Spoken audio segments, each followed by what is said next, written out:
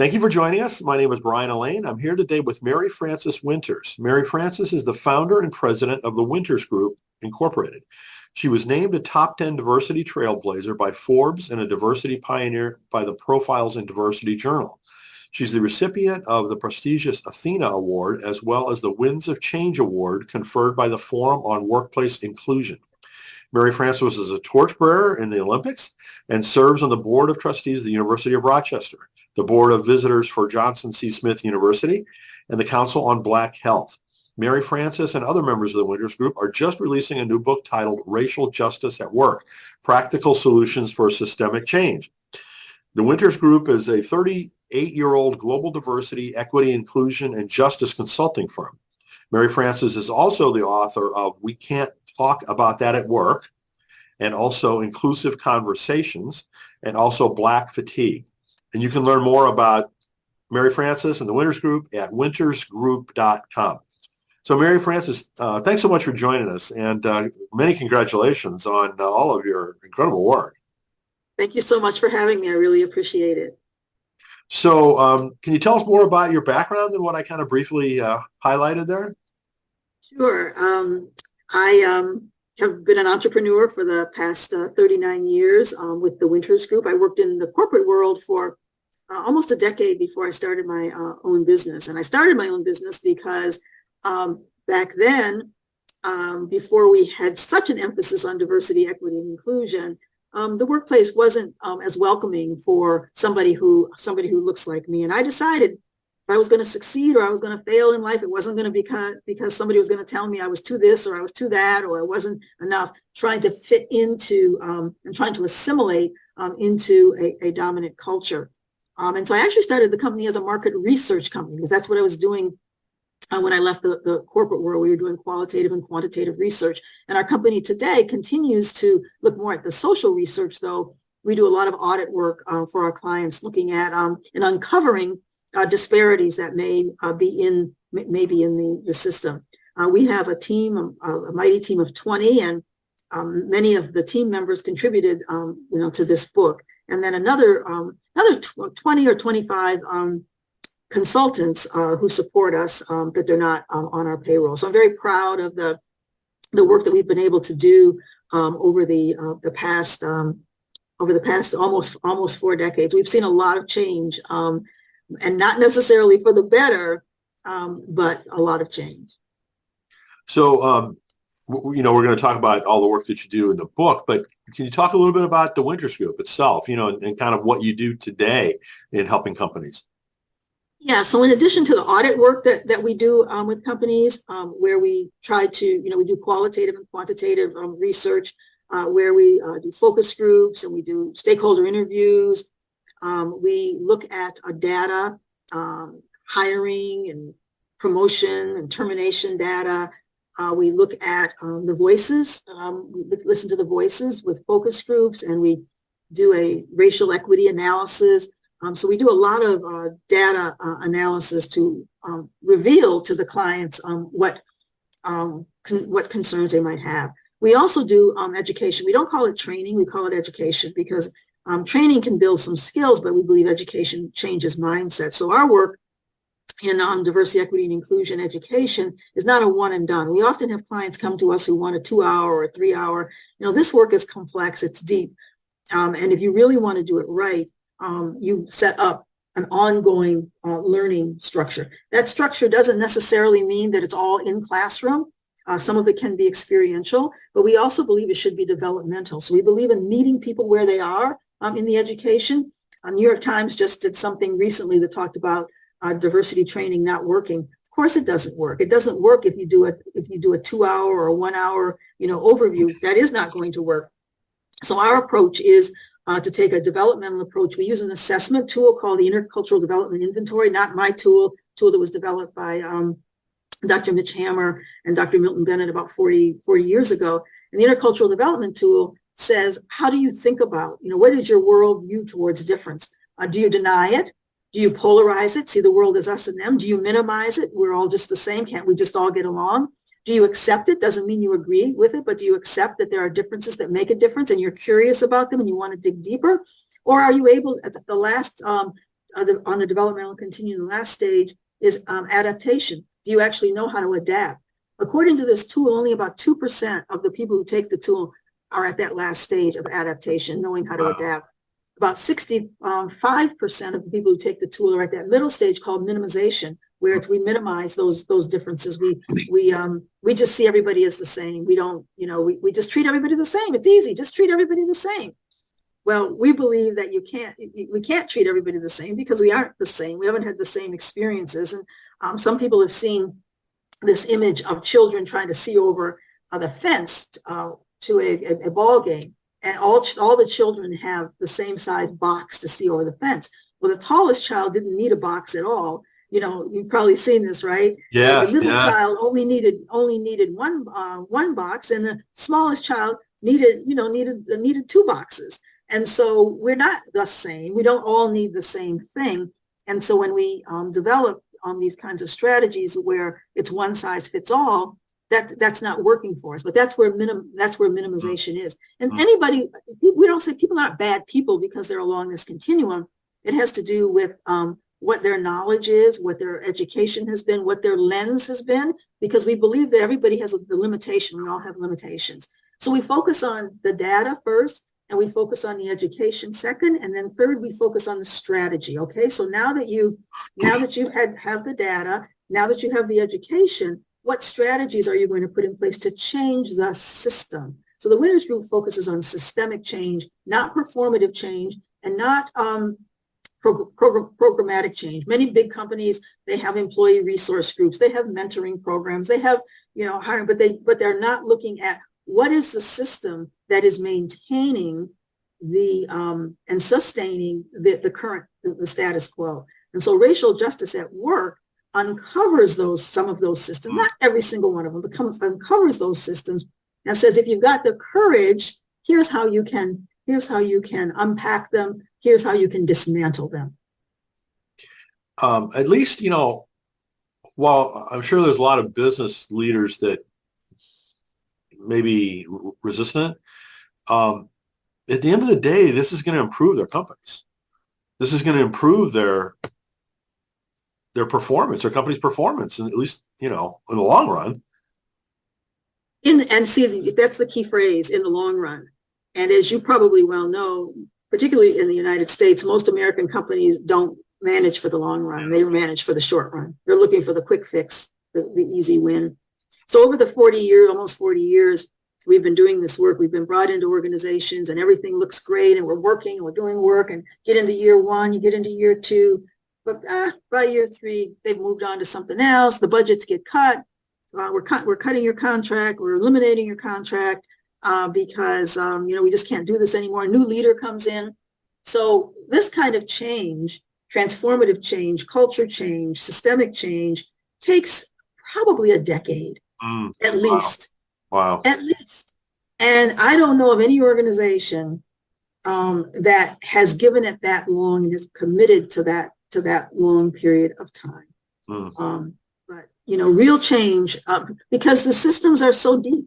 The status quo is so entrenched. The way we do things is just so, we've always done it that way. Or, it would really take too many resources to change this. That's a lot. That would take a lot of money to do that, and we don't have the resources because it's not seen as a priority. There are some who say change happens when the pain of staying where you are is greater, right, than the pain of change. And so I don't know how much more pain we can endure. So let's get to the book. As I mentioned, the title is Racial Justice at Work, Practical Solutions for Systemic Change. What motivated you to write this book? Because so many clients would say to us, Mary Frances, tell us what to do. Just tell us what to do. We don't know what to do. And so it's the answer to those clients who said, tell us what to do. Now, telling you what to do, and what I say in the preface of the book, is going to take a lot of courage to do what we're suggesting that you do, because it is very different from what you have traditionally done. However, we also know if you do what you've always done, you're going to get what you've always gotten. And so that even after George Floyd, some of the messages that came out from organizations about what they were going to commit to, it was the same old stuff. We're going to commit to hiring more Black and brown people. We're going to commit to putting more people on the board. We're going to commit to, we're going to commit to more dollars to philanthropy, right? Those are not the things that are going to get us to systemic change. Mm-hmm, mm-hmm. And Well, so I wrote this book to help people, if you have the courage, right, here's what you can do.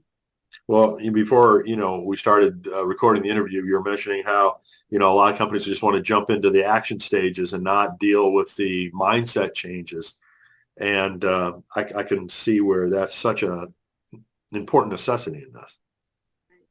Yeah, it is so important to first every individual to examine their own heart, to examine their own belief system, and to ask yourself, why do I believe what I believe? And when we are so, this particular client that I'm mentioning that said, we can't have justice, right? We don't want to talk about justice. It's not about justice. Why do you believe that? Why do you think that? What in your background, right? When we have people who say, well, I don't believe systemic racism exists anymore. Why do you, rather than say, get combative or look at the polarization, us and them, we want to examine why do you think that? What evidence do you have, right? What experience do you have? And so I'm not saying I don't believe you. I'm just asking you to have a dialogue with me. And so that's where we have to come first, because unless you believe that there is systemic racism, unless you believe that it is hurting, like you were saying, it is hurting your bottom line and it's hurting your company. Actually, Citibank did a study a couple of years ago, and it said that discrimination was costing $16 billion to the GNP of this country. $16 billion because of discrimination. And we're all harmed by it. Everybody is hurt by that actually sounds low to me. 16 billion? Yeah. Well, maybe it was trillion. I think it was billion, but maybe it was trillion. Oh, but that was a period of time. That was only in the last 15 years. $16 billion in the last 15 years. That still sounds low to me, given our current, like our annual budget just for the government, much less, the value of Amazon. I mean, how many $1 billion is, Amazon or Apple or whoever worth, right? I mean, 16 billion sounds small to me. I think that's an underestimate. Just off the top of my head, that's my opinion. So is the book primarily targeted at executives, or who's it intended for?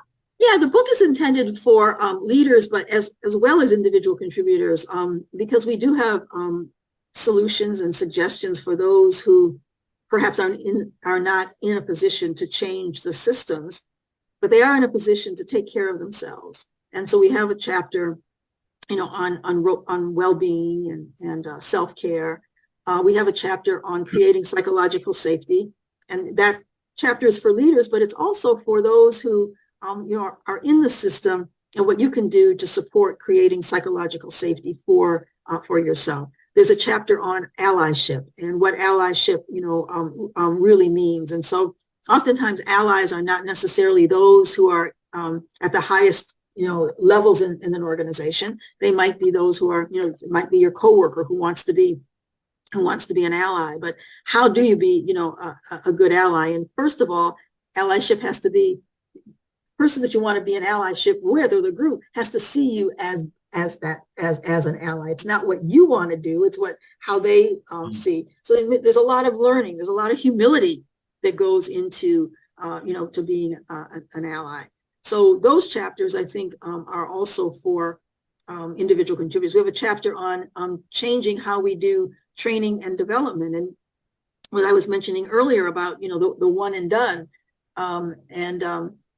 that's not going to change. That's not going to change mindsets. If a skill set, if you're trying to learn a new skill, let's say you're trying to learn how to play the piano, you don't just take one piano lesson, and it takes time. And by the way, even after you master the piano, you don't stop practicing and you don't stop learning new pieces, really? Right? Because if you do, you'll lose it.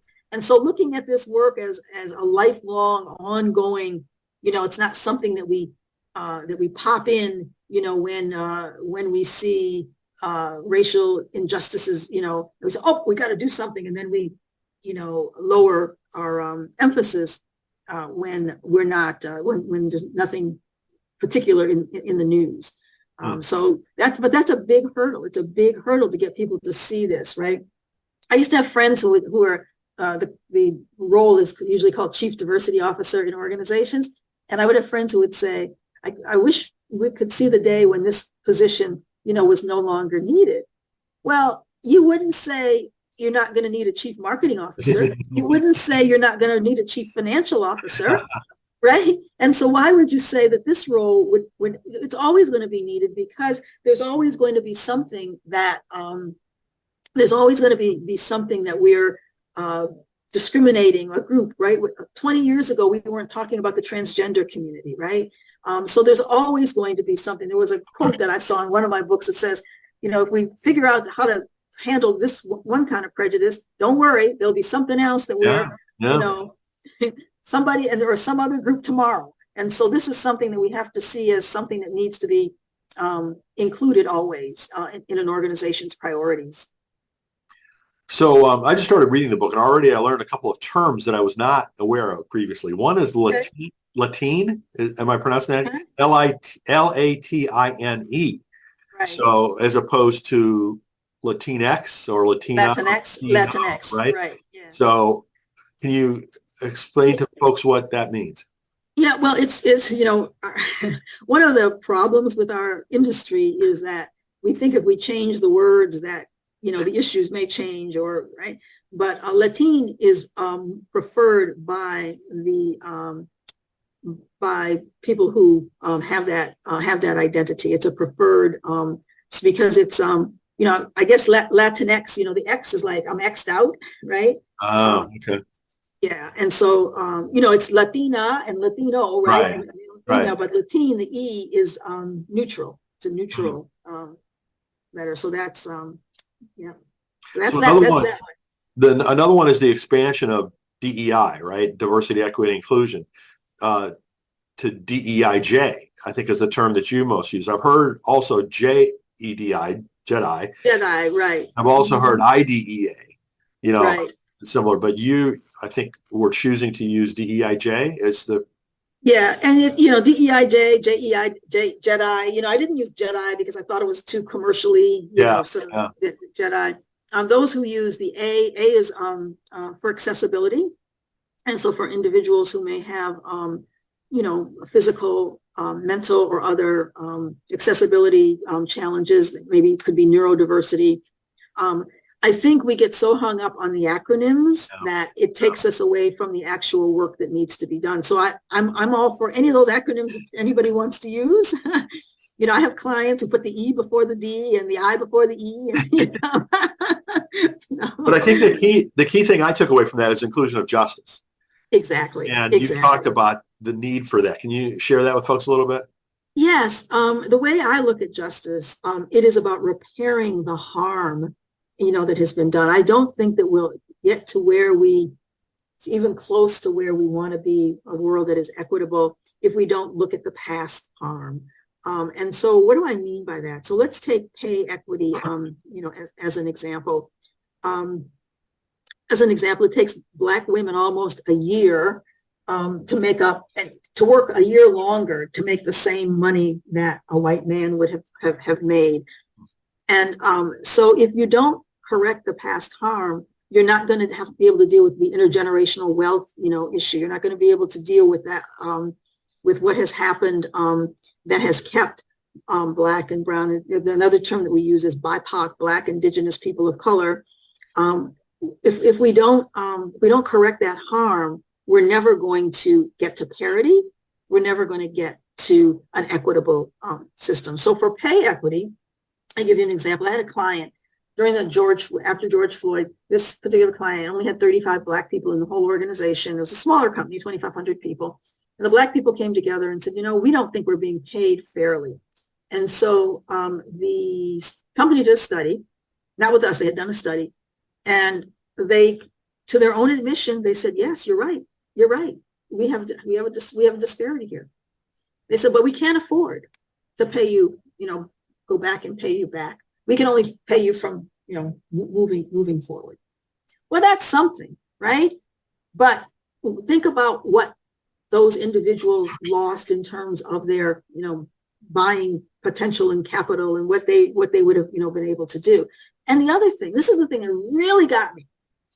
The chief human resources officer said, well, one of the reasons that they're not paid, at the same rate is because they didn't ask for more. They didn't negotiate well. I kid you not. That's oh what my he said. gosh. That's what he Wow. said. And so when we have mindsets like that running human resources, jeez. Oh, well. because it's been well documented that they say that women are not good negotiators. Mm-hmm. But my point on pay equity is that so here's what justice looks like. Justice looks like it's wrong. There's a disparity. Fix it. That's a tangible one. You can see John makes this amount of money. Mary makes this amount of money. They're doing the same job. They're both performing well. Why is Mary being paid less? Right? Fix it. Yeah. That's justice. It's just logical. Why every year do we talk about, Women's History Month, and why every year do we have to talk about the fact that women are paid, I think it's now 80 cents to the dollar, of a man. And when you look at Black people and brown people, it's even worse, right? Why is that? You have leaders who have power to just say, I'm going to fix it. Mm-hmm. Mm-hmm. And if it means that somebody who's making $25 million a year, I just heard that, I'm sorry, what is the company where the CEO makes $25 million a year? Why is there, I think it's Bloomberg, but why is there a 254, why do on average CEOs make 254 times the average worker? So how do we get to parity? What is one of the solutions? Pay yourself less and give those who are not at parity more. So there's a couple of other, things that you kind of unpacked in the book. One is the difference between equality and equity. Can you talk about that a little bit? Yeah. So, equality is where we treat everybody the same. And you hear that a lot. I mean, I don't make any distinction. I just treat everybody the same, right? Well, everybody doesn't need the same thing, right? The example of, the children trying to see over the fence to the baseball game, right? And each child has the same size box. Well, the tallest child didn't need a box at all. Middle child only needed one box. The littlest child needed two boxes. And so you give people what they need in order to succeed, taking into account the past harm. That's the justice piece. So equity and justice are different from my perspective. Equity is the recognition that people need something different. Justice is reparations. Justice is reparations. So, and we have a chapter on reparations. And you also talk about the difference between fairness and justice. Right, exactly. And so, so fairness is usually seen at an interpersonal kind of level. Brian, it's not fair that you got this and I didn't get it, right? So we see it at an interpersonal level. We have to look at fairness from a systemic level and not just, if it's just about me and you, right? But if we can, this is again about a mindset. If we can look at fairness from the perspective of systemic fairness, then it takes it away from, what I think I should have gotten and you got. And so if people can step back and come from the world from an abundance rather than a scarcity mindset. So this is how the mindset thing again, right? Mm-hmm. So most of us, most of the world is from a scarcity. If you get this bit more, then I get less, right? But if we have an abundance mindset, there's plenty for all. And there are groups of people who didn't get their fair share. We got to make them whole, right? That's the justice piece, right? It may mean that I don't get as much this time because I already got mine. The whole, share the pie versus grow the pie, is such a fundamental, looking at the world as a zero-sum scarcity world versus an abundance world is such a fundamental mindset shift that it's so fundamental. And we will not get to where we're trying to go if we don't have that fundamental mindset shift. That's hard, right? So the book is framed around 4 key requirements to correct systems: committing, understanding, reimagining, and actualizing, which I love the progression of that. Can you share a little bit about that? Yeah. So, the committing part, a lot of leaders say that they're committed. But when things get tough, when the economic climate changes, that commitment typically wanes. So commitment means you're in it for the long haul. Commitment means that no matter what else is happening in the world, this commitment to racial justice is not going to go away. I'm working with a lot of clients right now who are, healthcare clients, the technology clients, they're laying people off, and we're already seeing that the diversity departments are starting to get slashed because they're laying people off. So this is the first thing. For 40 years I've been doing this. This is the first thing that usually goes. If you're committed, it's not going to be the first thing that usually goes, right?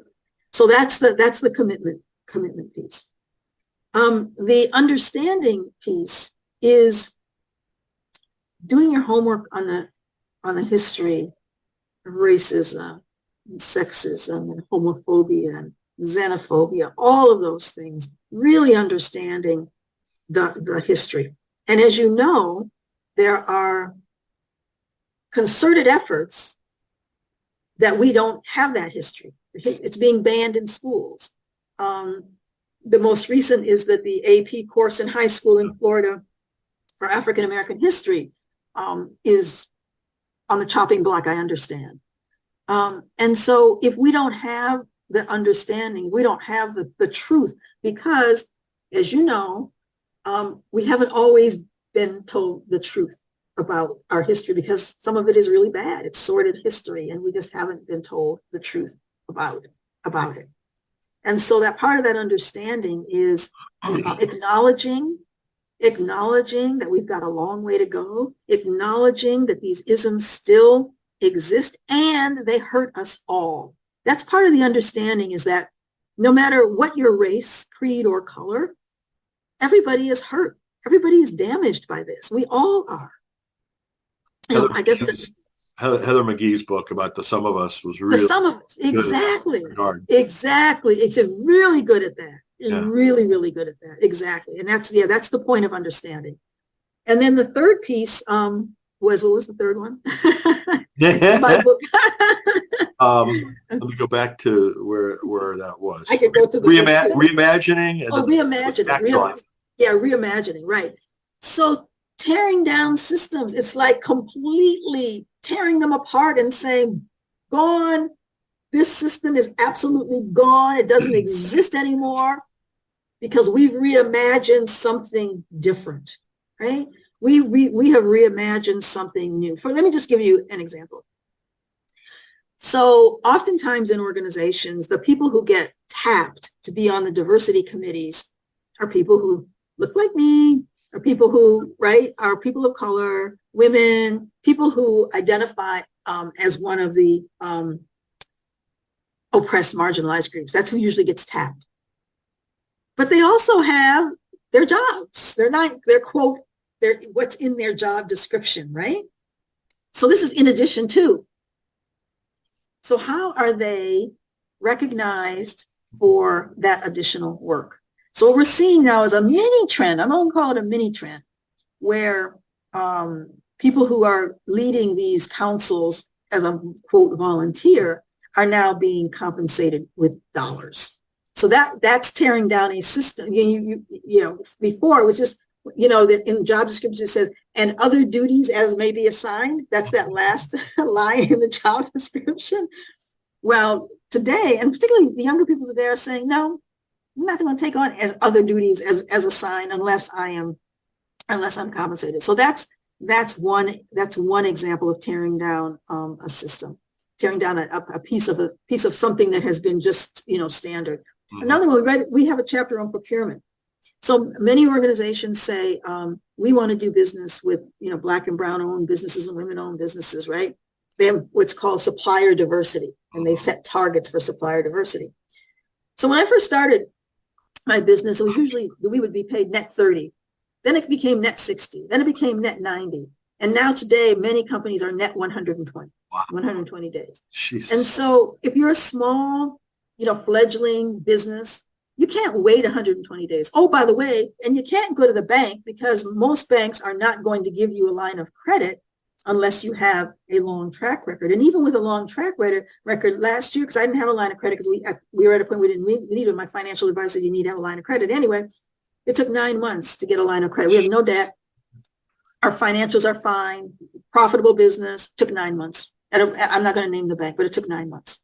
So how do you wait for 9 months to get a line of credit? And the company's telling you, you can do this work, but I'm not going to pay you for 4 months.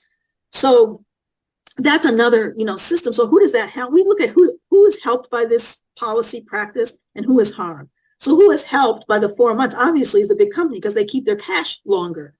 Who's harmed? The businesses that you purport to be trying to support. Mm-hmm. And then some of my clients will say, well, yes, but if you have a hardship, you can come to us and we will make arrangements with you. Well, that's an extra burden. Why should I have to come to you? So who does it help if we have a net 30 days? Go back to net 30. It helps everybody, right? And I, as a small business owner, I can't say we pay you in 120 days. I'd be out of business. It's an asymmetrical power situation. Exactly.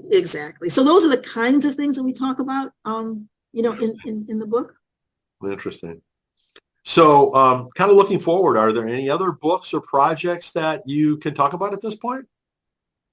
We are going to start we're calling the Empowerment Institute, and that's going to come out in 2024, and it will be a 7-month program for historically marginalized individuals. And it's not a program where we're going to teach people how to assimilate into an organization. Here's the tagline for the program. This is not about teaching you how to fit in. It's about helping you find you so that you can stand out.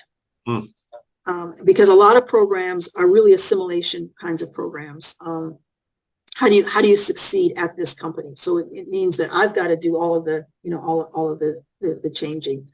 So we're in process with that. And it's small EM, and then power in the middle is all caps, and then MENT, because the power, we talk a lot about empowerment, and I've never really believed in empowerment because it's still, the power dynamics are saying somebody has to give you the power. We're empowering somebody. So I've always changed that around to me, me power. Own your own power, because anytime you say M power, you're giving somebody else, your power. So that's coming out in 2024. Very cool.